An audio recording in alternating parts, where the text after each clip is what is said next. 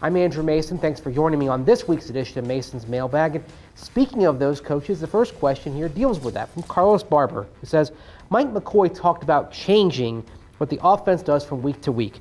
Doesn't that cause more problems and prevent the offense from having an identity? Well, it shouldn't cause more problems. If you put in the work necessary in the offseason and in training camp, then you can create an offense that when you get to the regular season can go in some different directions based on what the opponent's giving you. If you've got an opponent with a soft pass defense, then you're going to involve Demaryius Thomas, Emmanuel Sanders, and the rest of the receivers more. You're going to emphasize the passing game.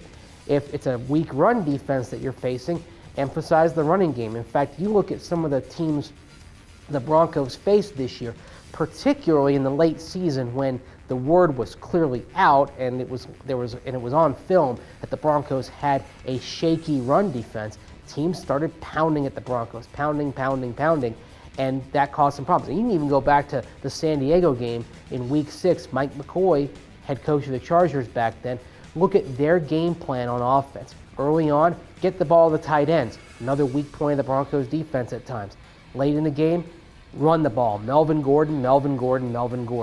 That's the kind of game plan you may see from the Broncos going forward. It may change from half to half, week to week, the point of emphasis. The main point being you're going to want to go at where the defense is weakest. That's what Mike McCoy wants to do.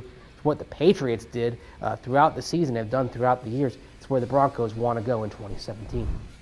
Question from Twitter from @TheRandomDude. When you talk about other Broncos players that should be in the Hall of Fame, why not add Jason Elam to that list? It's a good question, but the bottom line is with Jason Elam, he's at a position where there is a lofty standard for inclusion.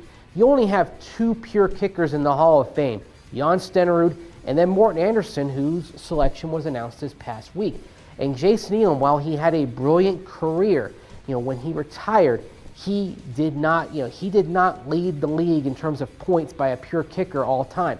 Jan Stenerud, who was inducted a couple of decades back, he was the all-time leader in points by a pure kicker. George Blanda had more, but George Blanda was also a quarterback. Don't forget that.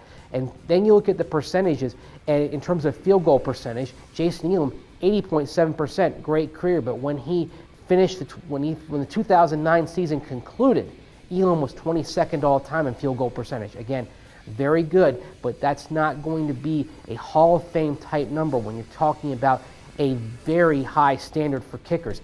You see Morten Andersen, you see Jan Stenerud, I think you'll see Adam Vinatieri at that point, but that's pretty much going to be it for a while. And Jason Elam, while he had a brilliant career, great to see him in the Ring of Fame, the Hall of Fame is just not going to work out for him.